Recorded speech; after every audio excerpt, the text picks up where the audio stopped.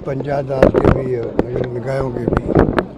दूसरा है कि कार्यकर्ताओं में अति उत्साह है। पूरे प्रदेश के अंदर ये माहौल बन चुका है अभी से ही, जो कि बहुत कम होता है।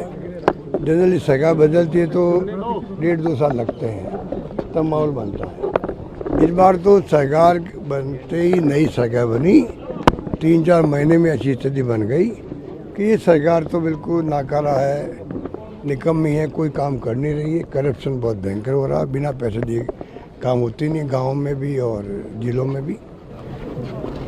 लोग बहुत दुखी हैं क्योंकि सब विकास रुके हैं। व्यक्तिगत काम होते हैं जेन्युइन, वो भी नहीं हो रहे लोगों के, तो लोग बहुत दुखी है। तो लोगों की जबान से निकलने लग गया, हलक की आवाज़ जो कहते हैं ना, वो होने लग गया भाई कि ये सरकार तो कोई काम की नहीं है और कांग्रेस सरकार निश्चिंत है। ये माहौल बन चुका है राजस्थान के अंदर। सर, एक डांगाबाज प्रकरण में 6 लोगों को सर की मौत के बाद में क्लीन चिट दे दी गई 40 लोगों को। वो तो मैं कह चुका हूँ कि भाई कहीं न कहीं कोई कमी रही होगी, पैरवी ढंग से नहीं होगी तो जो सरकार है वो देखने की बात है। पर उस वक्त जब केस हुआ था तो मुझे याद है कि बहुत संगीन केस था वो, और कोई 6-7 लोगों की डेथ हो गई थी, 6 लोगों की डेथ हो गई थी। तो वो तो सब दलित वर्ग के थे। तो छत्तीसगढ़ को हमको चाहिए कि उनको न्याय दिलाने के आगे आना चाहिए। इसमें कोई जाति वाति की बात नहीं होती है। कई काम ऐसे होते हैं, कई घटनाएं ऐसी होती है, उसमें अगर जाति तक अपन सोचेंगे तो वो समाज के इंटरेस्ट में नहीं है, किसी के इंटरेस्ट में नहीं होता वो। इसलिए मैं उस रूप में देखता हूँ उसको।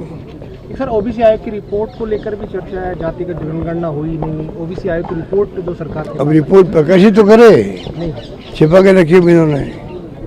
ये केंद्र सरकार भी यही काम करती है और इनका भी यही काम है। ये कोई रिपोर्ट को बाहर आने देते नहीं है, ये इनका तरीका होता है काम करने का। सर, एक झारखंड में जो है पुलिस का वाटरकलन चला है, लाठीचार्ज हुआ छात्रों के ऊपर, आंदोलन लगातार बढ़ रहे हैं देश में। देखिए,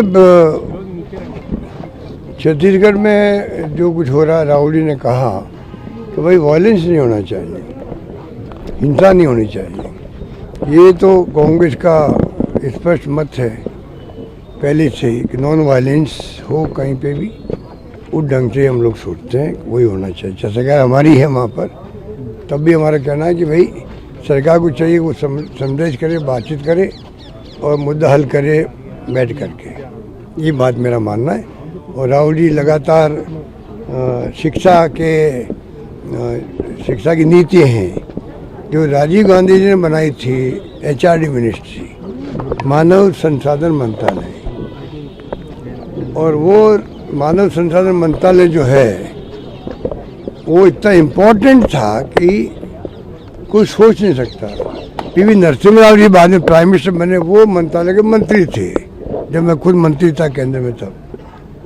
आप बताइए, उस मंत्रालय को सौंप दिया धर्मेंद्र प्रधान जी को, जो RSS कार्यकर्ता थे, तो वो कैसे इस मंत्रालय को संभालते। उनकी रुचि तो अन्य कामों में थी, तो वो समझ नहीं पाए और ये घटना हुई। अब इश्यू बन गया बच्चों में भी। राहुल गांधी जी सबकी भावनाओं को, लाखों करोड़ों जो नौजवान है देश के, उन सबकी भावनाओं को वो रिप्रेजेंट कर रहे हैं। छात्रों की गूंज के प्रोग्राम चला रहे हैं और बच्चों में एक जागृति पैदा हो, ये अभियान के रूप में चल रहा है। तो ये स्थिति, ये देश हित में है। सरकार को बड़ा दिल रखना चाहिए आगे आकर। आप पार्लियामेंट में, मैंने मेरे जीवन में नहीं देखा कि पार्लियामेंट में प्राइम मिनिस्टर भी नहीं आ रहे और गृह मंत्री नहीं आ रहे। कोई जमाना था पार्लियामेंट के अंदर कोई अगर मंत्री लेट हो जाता, क्वेश्चन का जवाब देना उनको आने में देरी भी हो जाती, मानो दौड़ के आते फिजिकली। इतनी सैंक्टिटी पार्लियामेंट की होती थी कि बाहर अगर मालूम पड़ गया कि आधा मिनट लेट हो गए, 1 मिनट लेट हो गए, तो दौड़ के आना पड़ता उसको। ऐसा माहौल हमने देखा है क्वेश्चन आवर के अलावा भी। आप बताइए, आने ही नहीं, हाउस में आते हैं, सदन में नहीं आते हैं। ऐसा आज से देखा नहीं है। ऐसी परंपराएं बन रही राजस्थान में, जिससे चिंता लगती है कि देश की दिशा में जा रहा है। कि दिशा में जाएगा कोई नहीं जानता, कि सब जुडिशरी दबाव में, इलेक्शन कमीशन दबाव में। ED है, इनकम टैक्स और ये तो CBI वगैरह से दबाव में काम कर रहे हैं। तो सरकार की बहुत फजीहत हो रही है, क्रेडिबिलिटी बहुत डाउन हुई है। मेरा मानना है कि अभी देश और दुनिया में चर्चा है हिंदुस्तान की, ये मेरा मानना है। सर, जिस तरीके से पर आपका क्या कहना है, जो केंद्र सरकार लाने की प्रयास में है, परिसीमन बिल लाया जा सकता है? परिसीमन मैंने अभी अंदर भी कहा, मीटिंग में मैंने कहा है, बहुत खतरनाक खेल खेल रहे हैं लोग। आसाम में जो इन्होंने कहा किया है, इन्होंने एक तरफा कर दिया परिसीमन, कोई सोच नहीं सकता ऐसा कर दिया। हारे कैसे कांग्रेस, और वही चाहते पूरे देश के लिए, चाइना की तरह, रशिया की तरह, उत्तर कोरिया की तरह, जहाँ हजार की वहाँ पे संसदें हैं, 900 की 1000 की संसदें हैं, और वहाँ डेमोक्रेसी है नहीं। इलेक्शन कमीशन भी नाम का है वहाँ पर, चुनाव एक तरफा होते हैं, एक ही पार्टी के लोग जीतते हैं। तो वो स्थिति बनाना चाहते हैं इस देश को, वो खतरनाक है। आगाह करना राहुल गांधी जी का काम है, विपक्षी पार्टियों का काम है, ईडी गठबंधन का काम है, हम सबका काम है।